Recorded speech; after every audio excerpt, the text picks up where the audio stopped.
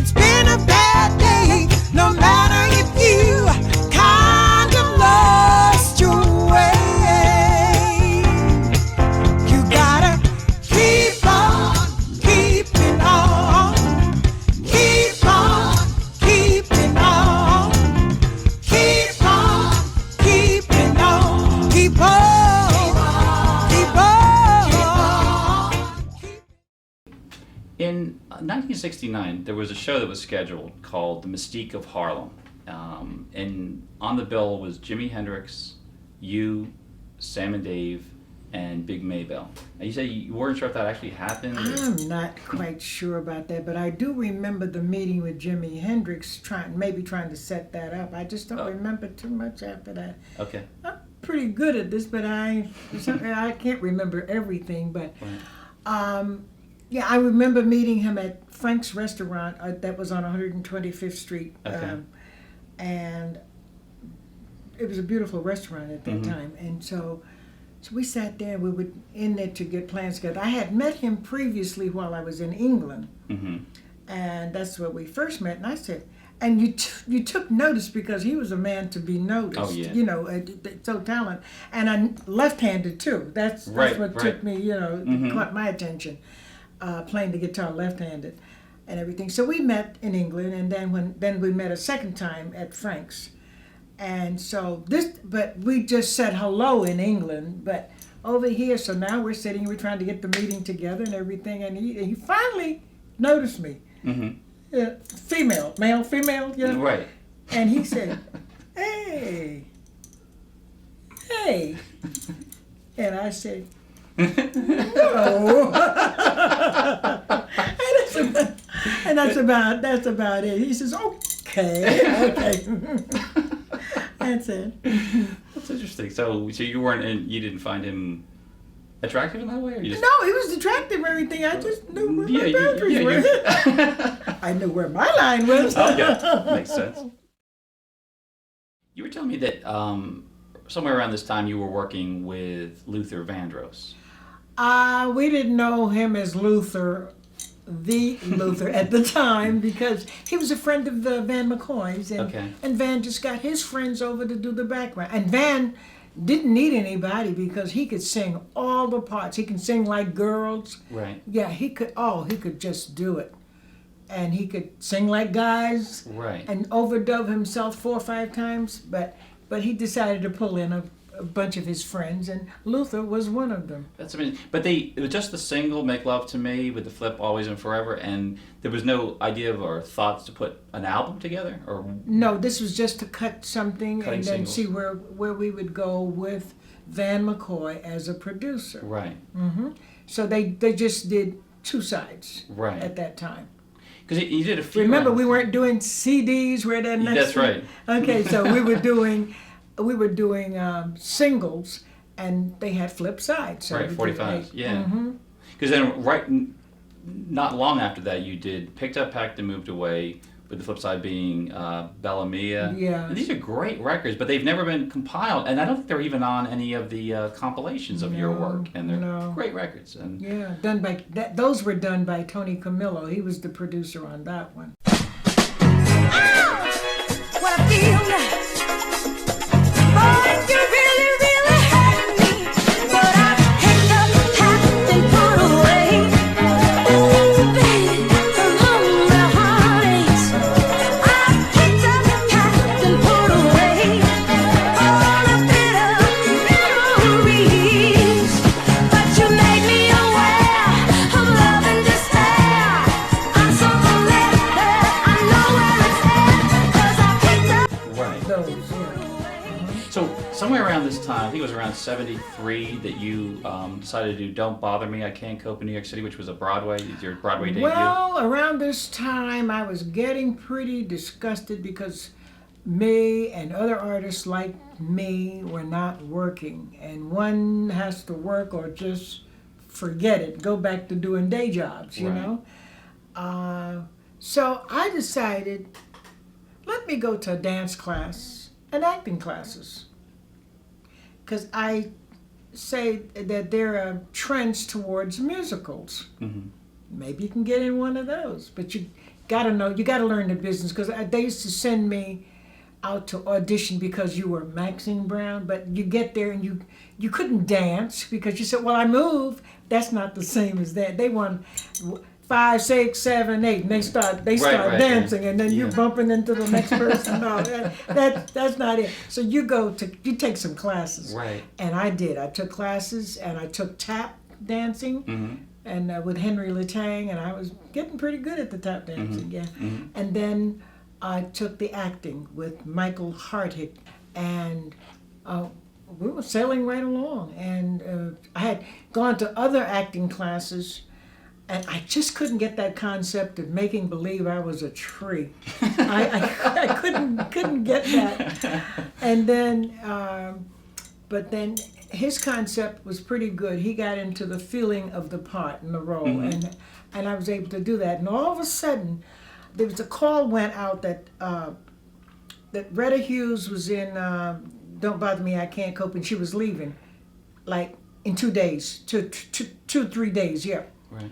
So they had sent me over to audition for the part and for them to look me over. And I had just started learning to act, and I was doing pretty good with it in acting classes. And so one of the girls had said, wait, how does she come in here now and she gets a part? Mm-hmm. And she doesn't know how to act. And so the teacher says, whoop, back up, wait a minute. All singers, good singers, know how to act. Mm-hmm. They have to know how to act to perform their songs. Right. And he was right about That's a that. good point. You do. You have to. It's like when you're doing a song, it's like you're getting into the role of that song and that person. Right. You're reliving that song. Right. At least that's what I do when I get into a song. And so when I went over there, and they put this big afro wig on me, and so the producer, her name escapes me right this second. Mm-hmm. She says, she has this low voice. She says, "Get all of that hair out of that child's face." And she said, "Okay." So they put that wig back, Right. because it's a black play. Right. And so that's the second thing the teacher said, and said, "You're not black. She's black, and it's a black play." That's about and I auditioned, so they accepted me right away, and they put me into rehearsal, and they got the stage manager to take me home. They wouldn't let me go home. Mm-hmm. I had to go home with the stage manager, and she pumped me for hours and hours, and I learned that entire play in 3 days. Wow. In 3 That's amazing. days, and after that, I said, I know I got to remember things now, Yeah. because I was the first voice you heard. I was the last voice you heard, Right. because I had to be there. Yeah. And none of that was recorded, right? Because I don't think there's ever been. Not of my version, because you see, the first version of Don't Bother Me, I Can't Cope was recorded, so they didn't need to do it again. Because Okay. every time, it's just like, I'm sure, like Jersey Boys, Right. they don't keep Could recording keep it. the different They- casts, yeah. Yeah. But it was Maxine Brown. I was surprised it didn't at least get filmed, But they could have gone and do some private clips. They Right. could have done that. There's nothing I was asking about before was that. But they're not going to do that when they didn't get me an understudy. Oh, you had no understudy. Because one night I came in on the Long Island train, and the train was 3 feet from this platform, and we were stuck. And I was the first voice you heard. The audience sat there for a half hour till I got there. Wow. That's right. Because if they had an understudy, the understudy would have Yeah, taken it. yeah. I would have taken it at the second half and gone on. Or they should have done it the That's whole night. amazing. Yeah, I thought there was always an understudy, just in Oh, case. it's supposed to be, but Yeah. that's how you do it when you play cheap.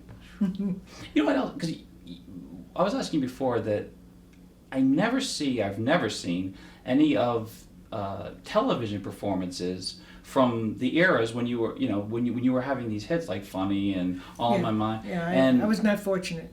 you never on Soul Train. You were never on. No, I was not. I was either in between records. Soul Train came at a disco era, right? Right. I wasn't in disco, so they didn't call Right. me. Yeah, but I mean, they were around 70, 71, I believe. Yeah, I still had things. Yeah, but when you were doing like Oh No Not My Baby, I'm surprised that there's not film of that on anything from Ready Steady Go to American Bandstand. No, you're surprised. I'm surprised. Yeah. Yeah. Was it you? Was it your agent just was not? They were not working for you. They just didn't try. I mean, come to think of it, I don't think I've ever seen any Big Maybelle performances either. No, you didn't see any of them either. Yeah. Didn't see.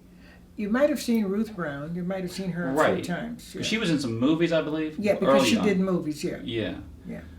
And then from that point on, after I Can't Cope, you pretty much stopped making records there for quite some time. Yeah. Until 2004. Right after Avco Embassy, that was it.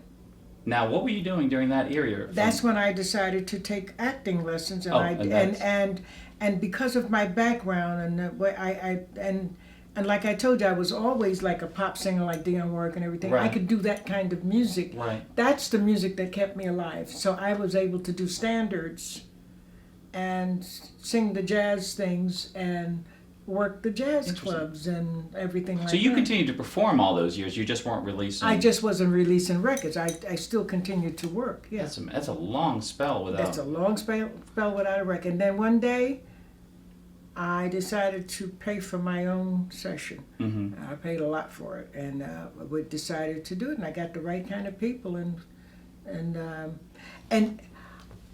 I had trouble. Like you're trying to do original material, and I'm not a prolific writer. Mm-hmm. I can write, but I don't just churn them out like that. Like Carole King can sit down and say, "Well, I'm going to do 3 songs tomorrow." Right. No, I'm an inspirational writer. When the spirit hits me, I do it. Yeah. And I've written quite a few, to my credit. Mm-hmm. But since I found you, didn't you write that? Yeah, since I found you with Ed Townsend, I co-written with some people, and then that kept me going. Mm-hmm. But studying, I did the smartest thing by going back to school, study acting, study the dancing, and then I had something else to kind of play with to keep me going. Mm-hmm. And then in 04 or 05, when I did my own session. Right, from the heart. Yeah, and I had to learn I couldn't get my ideas of my original songs over to anybody. Mm-hmm. So what did I do? Went out and got one of those workstation pianos. Right. Played the drums. I played the drums by hand. I played the horn parts. That's amazing. I didn't know that. Yeah, I did it. I taught myself everything and put the things together. Now the people could hear where I'm trying to go. Yeah. And then an arranger was able to take over and do it from there. Yeah. It's a much more jazz kind of album. Like when I listen to it, it's like really? Too Long Out in the Cold. Come on in from the cold. Let my love warm you and your soul. Let my arms hold you and bring you back to life. We together can get rid of all your strife.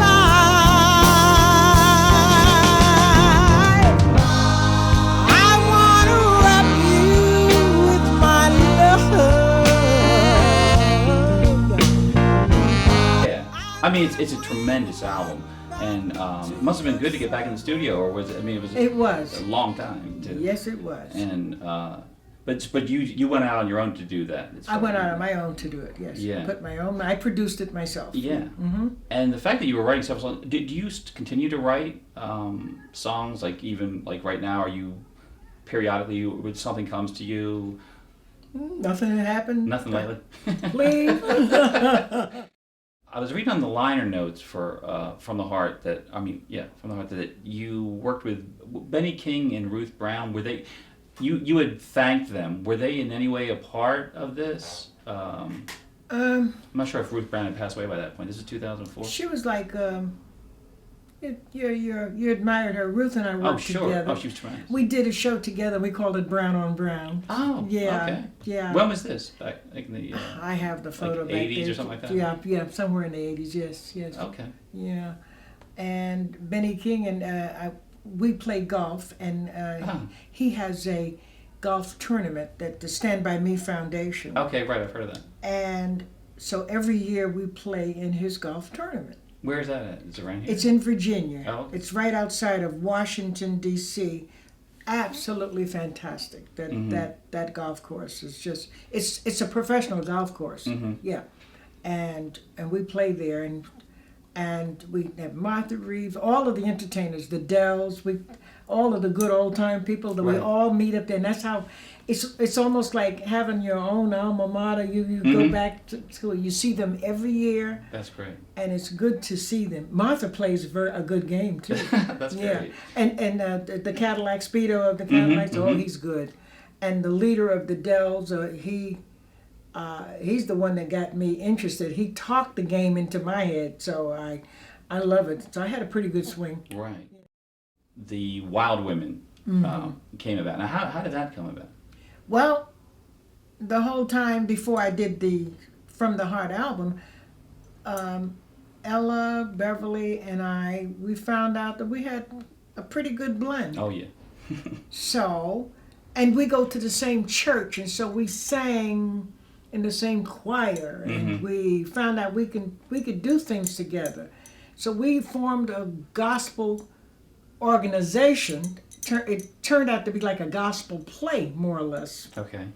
because that's where we got the name of the Healing Balm. Right, which I saw. Yeah. Okay, that's one entity. Then, but as far as the Wild Women, our sound was rather unique, just with the three of us. Oh, yeah.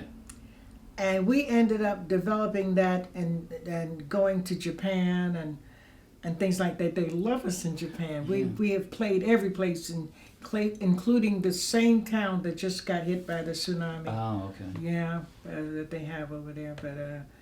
But it's a wonderful people, wonderful tour.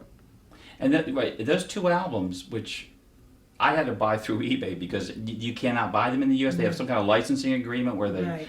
So they're only in Japan. They're two tremendous albums because you have several things. You have like the Ray Charles medley, Yes. and then you have the Christmas songs, And the Beatles. and the Beatles The medley, Beatles medley, and Traveling Blues, and so many great songs on there. And Beverly Route singing 66. Route 66, and Stand By Me. Beverly does a really unique version of that one. Great stuff. And it's a shame that I don't know if it's ever going to be released in the U.S. or what the story is with that. But No, it's up to them. They hold the Yeah. license, the Japan people. But it was all recorded here, right, in the States? It was recorded here, but everything was sent immediately back to Japan. Right. So the whole... But did you place some dates here on that tour at all? The Wild Women? Did...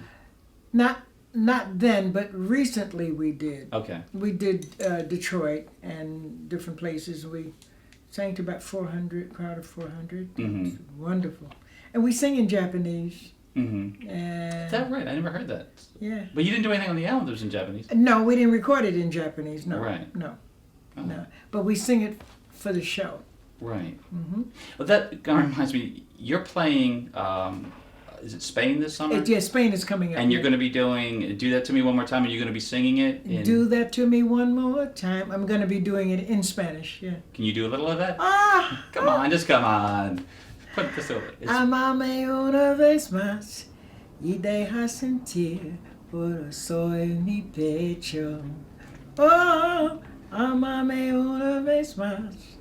That's beautiful. Oh, okay. I'm just stuck right Oh, there. I hope you'll film that or record it or something. I hope we film it, 'Cause but I'll have it all that's together. beautiful. Was that your idea to do a Spanish version of that song? Huh? Was that your idea? Yeah. Oh, that's a great. Yeah. I mean, it's great. Yeah. Because I did it when I was in South America, and I did it in Puerto Rico. Mm-hmm. And then it just lay dormant. That's why I have to remember it, you know. Right. But I also do another song in Spanish. It's a jazz song, not jazz, but it's a pop song. It's called "Yesterday I Heard the Rain." Okay. Yesterday I heard the rain whispering your name, asking where you gone. Esta tarde vi a ver, vi gente querer, y no estabas tú. El otoño vi llegar, alma oí cantar, y no estabas tú.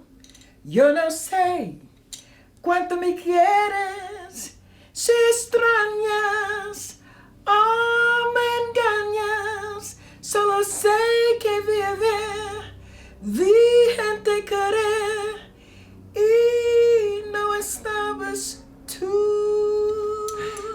Yeah, that's Yeah, tremendous. that kind of thing. Oh man, you gotta put that on a record. You gotta do something with that. Do you have any plans to go back in the studio at any time? I hope to have plans to go back, but right now you don't think of it because you have to think of getting your own money up right now. Yeah. Because there's no, hello, there's nobody out there. I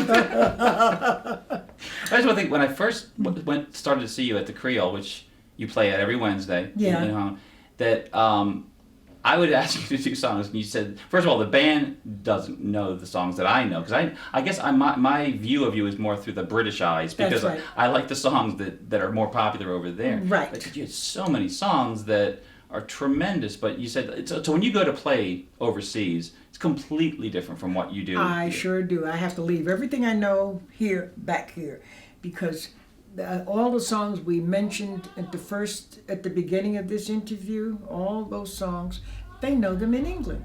Right. They follow it. They do the history on it. They know all about you, Right. even up to today. Right. But America does not know everything that we do. Right. Well, and the two songs that I think you recorded in Britain were "It's Torture" and "I Want to Guarantee." Yeah. So that was specifically designed for like the. No, it wasn't designed for. It was designed for here. But it just only. They just didn't release them here. Right, because that was another. Those were two tracks that came out in '85 that were in the vaults all that time.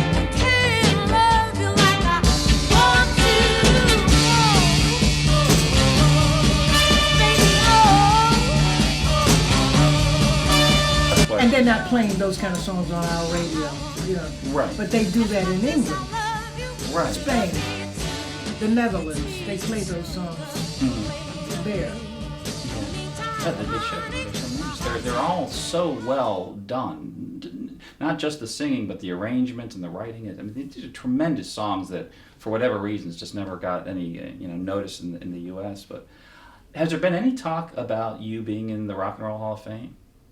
Not yet. Nobody's mentioned it. No. But all the bands that are in there that shouldn't be in there, and they're not even coming. You said But it.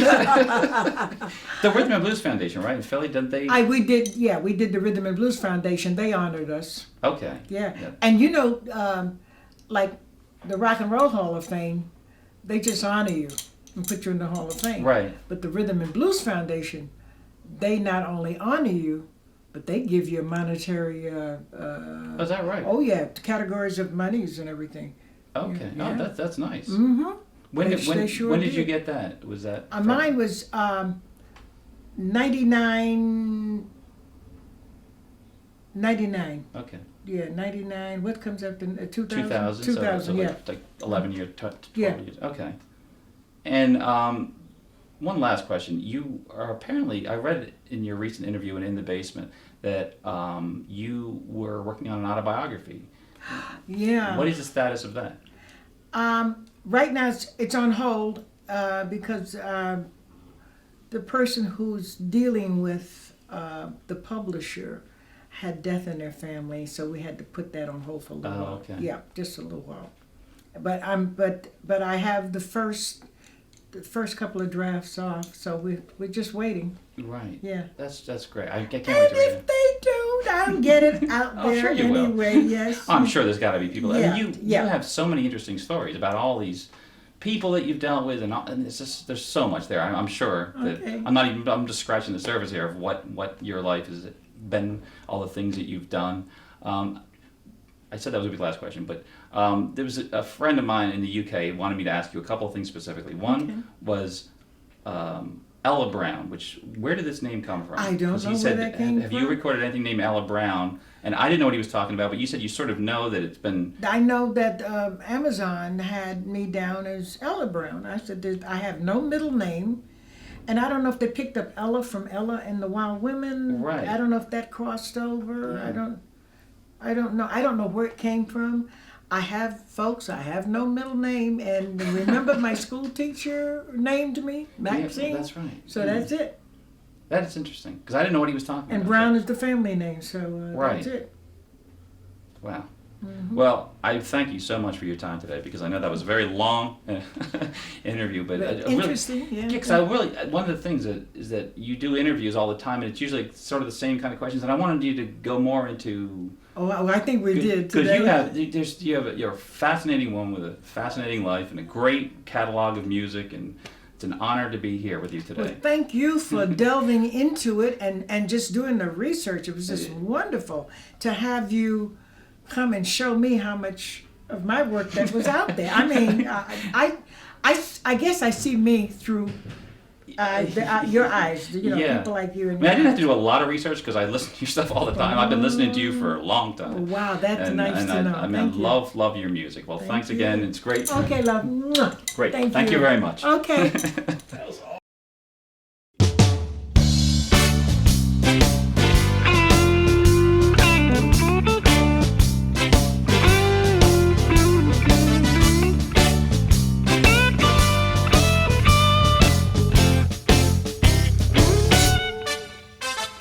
From a woman's side of the bed, from a woman's side of the bed, from a woman's side of the bed, it's time to take a look inside.